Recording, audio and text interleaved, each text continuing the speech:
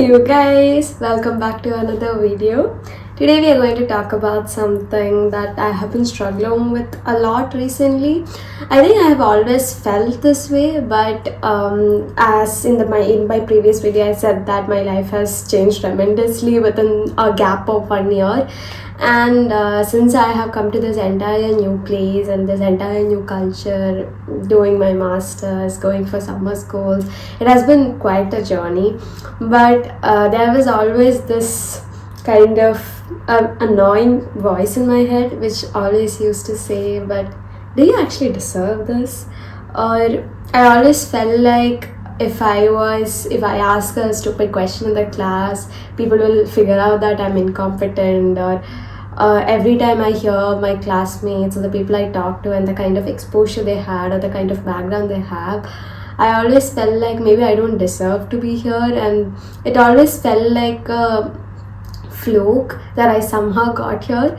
And even though there was no compelling evidence for it, and every time I asked my classmates, but did you understand this? And even they might be struggling as much as I am, but I would never judge them if they were struggling the class, or I wouldn't think that they're not as smart just because they find a class difficult. But if the same thing happened to me, I always used to feel like maybe it's because I don't deserve to be here, maybe it's because I'm incompetent or I'm a fraud that I'm in this class. And it always felt very negative, and I kind of internalized all failures, but every time there was success I kind of felt like maybe it was easy, and that's the reason why I got it in the first place. And I have always felt this way, but I never knew why.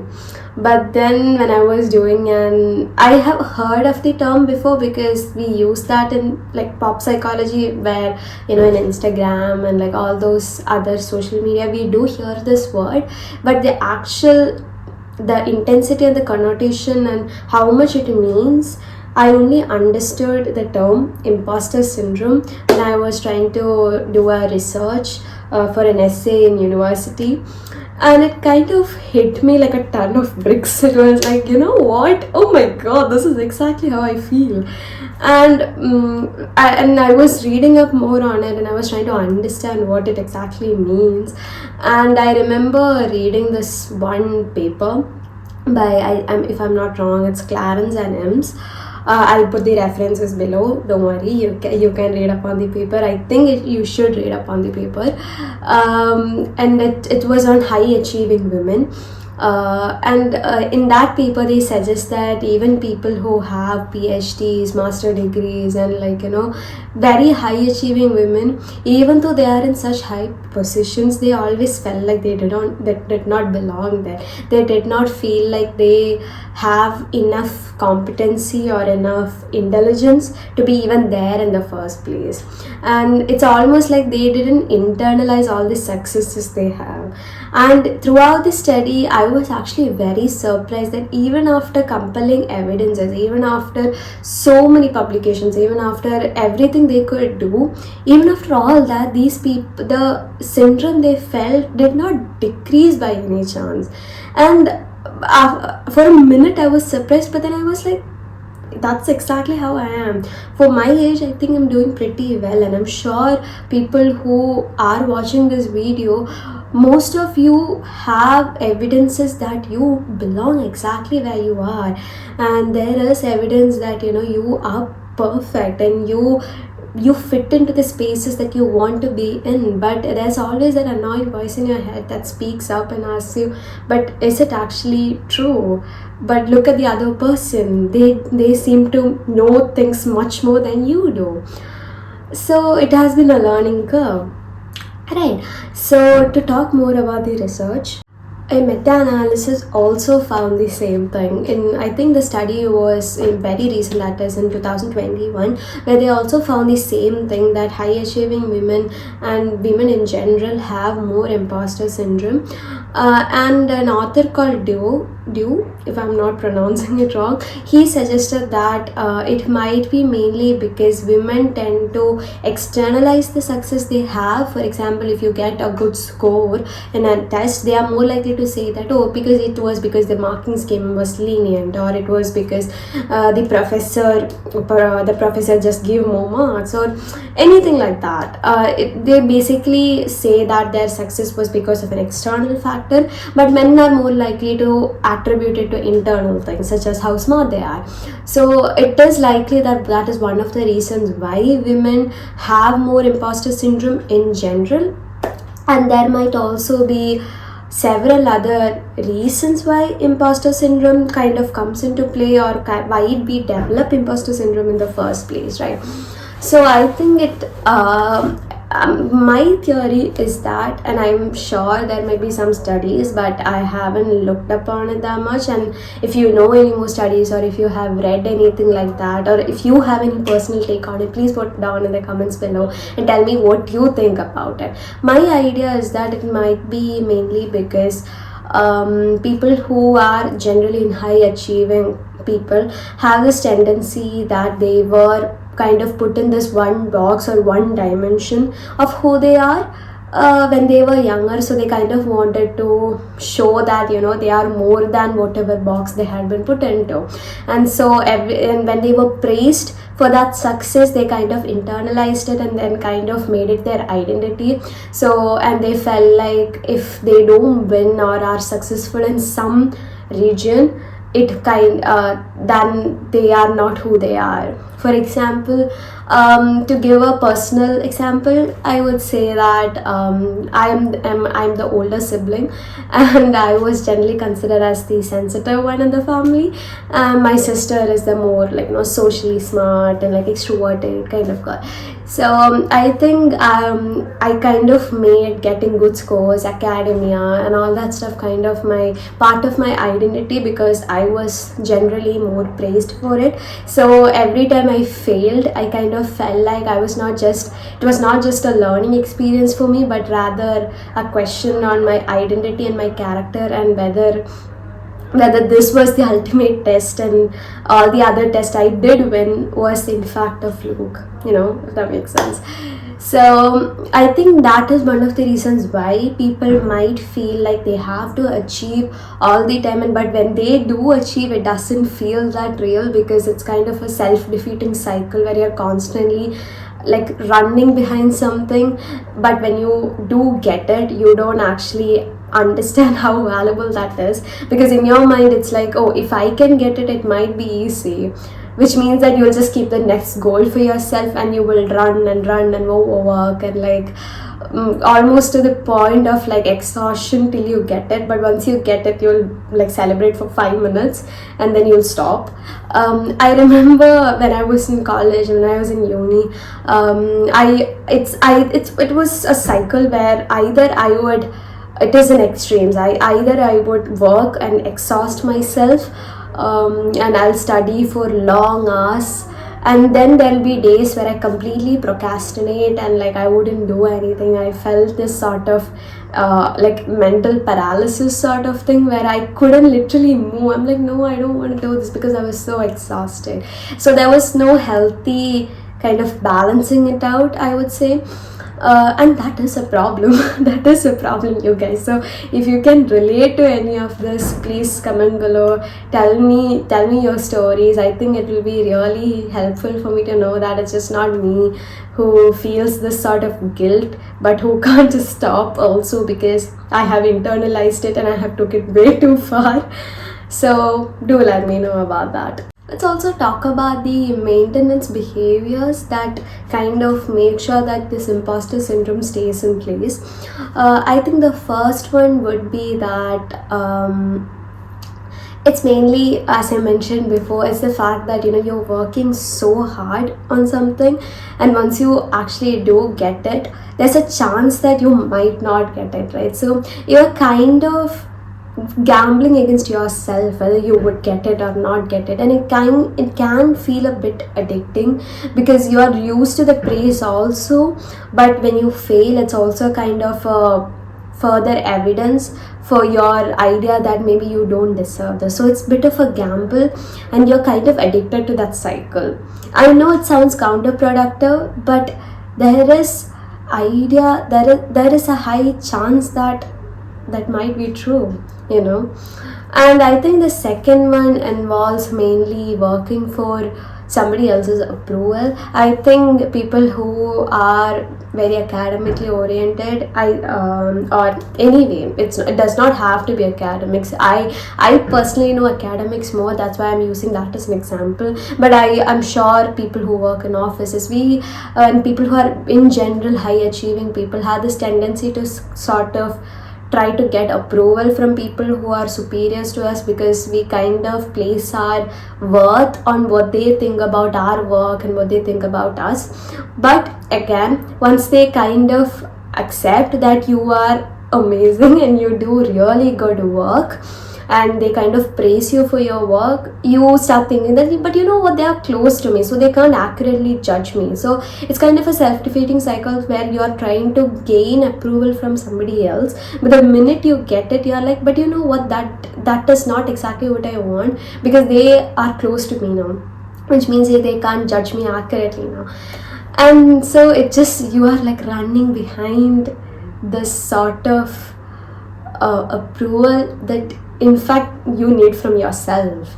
You think that you want to get it from somebody else, but it's just you trying to desperately get your attention. Your subconscious is trying to desperately get your attention for some kind of acceptance that you do work very hard, that you are a person who has so much potential, and who makes sure that, you know, they help others and they try to show goodness to the world in any way you do. Like, see, I think we don't have to all directly be engaged in helping people to make a difference in the world, right? Anything you do, if you do it with, because we as a collective, everybody has some sort of responsibility. So if you are doing your work well, and if you're putting in such good work, it is guaranteed that it's going to make a difference in the world, right? So it's up to you. It's up to you to give that approval and satisfaction for yourself, rather than trying to gain approval from others, right? And I think it also involves people in general, especially I think women who are very successful.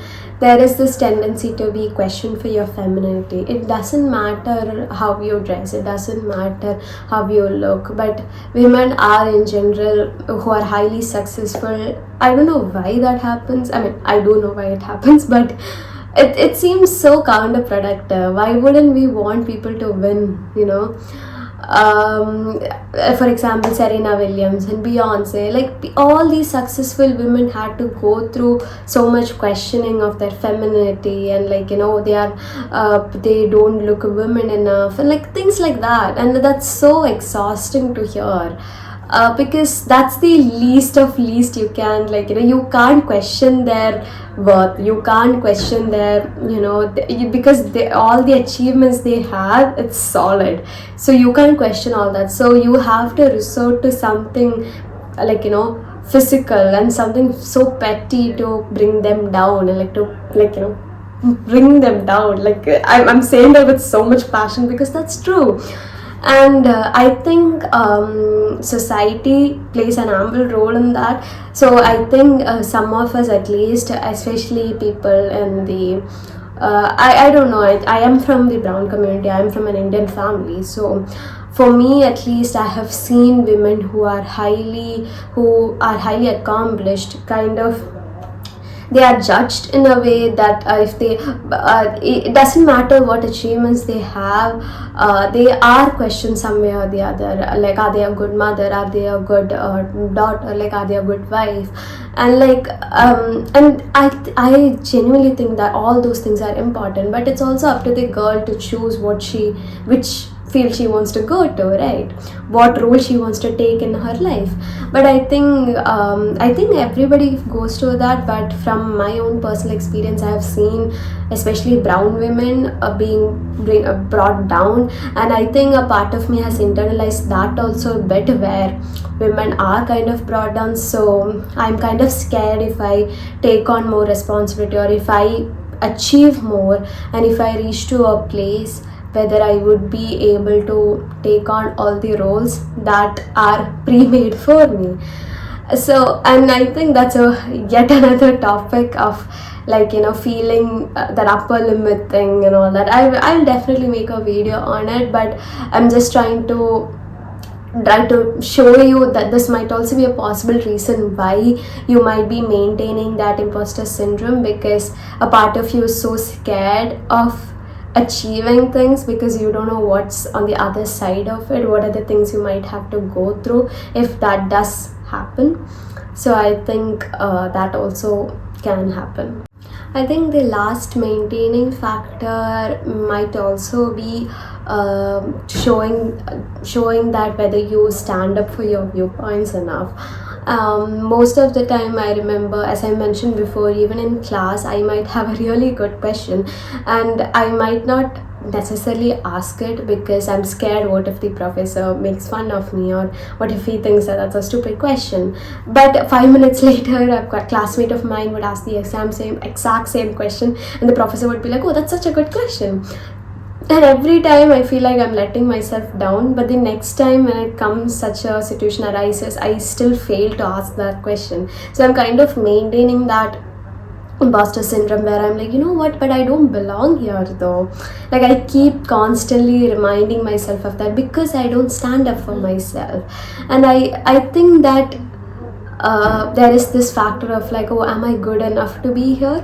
And I think very counterproductively, this am I good enough question, that one I keep asking myself, I kind of use it as a fuel. I'm like, oh, I need to show that I belong here, I need to prove to myself that I belong here. But it's like a never ending quest. So, and I often think about that, what if I finally let myself be content? What if I finally let myself to be like, you know what, it's okay that if I fail sometimes, it's okay, it's a learning experience. It's what if I feel like I won't work hard enough anymore? But that's not how it works. That's not how it works, you guys, trust me. It's not. And I am saying that because I have been trying it, and it's so much more easier. It's like a rock has been taken over from my chest, and I've been trying it for like 2-3 months now, and I feel like it's so different from the way I used to see my academy and my achievements. And I'll talk about it in a bit, about what are the things we can get through this imposter syndrome. But the first and the major thing that you need to understand is to internalize your success. Actually sit there for a second, just sit there and think about yourself. And we all think about ourselves, right? We all constantly think about ourselves. We think about the things that we are not good at. We think about the things we don't like about ourselves. We think about the things we are insecure about. We constantly think about ourselves, and we assume that other people are also thinking about us, right? But sit there for a second, and for a change, just sit there and think about all the things that you did do. Think about all the nights you put in something you love. Think about all the amount of work you did.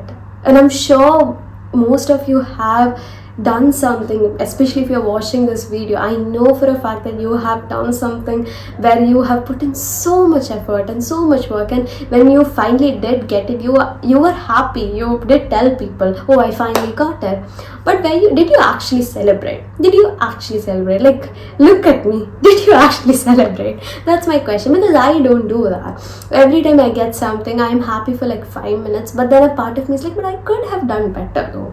Or it's like, but you know what, I didn't get the other thing, so this doesn't even count. But that's so unfair. That is so unfair.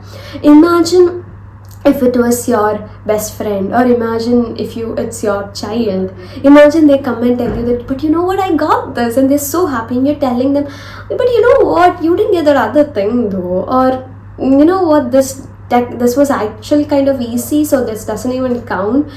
Oh my god, like that is so sad, that is so unfair. Imagine talking to somebody like that. Why would you entertain such thoughts to yourself then? Why would you be so cruel to yourself, especially when you worked so hard, especially when you exhausted yourself? It's so unfair. So please don't do that.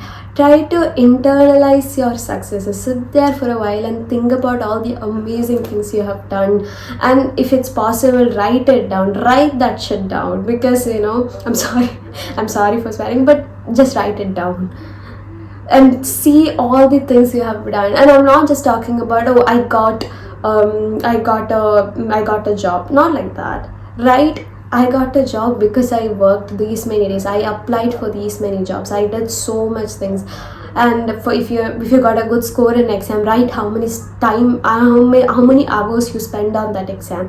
Write how many questions you had to go through. Write all that stuff to show how much you worked hard, because that's important, that stuff is important. Also try to find support networks for yourself, and I know it's not as easy as it sounds, because especially if you are in the corporate field, or if you are in the academia field, or in general, there is this, people are instilled with this competitive mindset, and we are not yet in that. I don't think we have reached that point where we tend to be more collaborative, because we are so taught to compete with each other, because there's only one promotion up for grabs, so you have to get it. There's only 2 PhD positions available, so you have to compete with your colleagues to get it.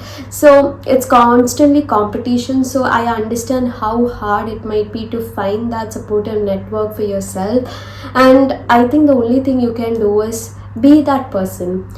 And it was so hard for me, because I have internalized that competitive mindset, but that's a one shift I have been trying to do, is to be that colleague that I wish somebody else was to me, to try to see everything from a more of a collaborative mindset, and to think that even if they get good scores, try to see that as a learning curve for you, and try to see what they did better, so that the next time you can do better, rather than trying to feel a bit jealous, or trying to feel like, oh, but what did I do wrong? Instead of trying to see it as your failure, try to see it as their success.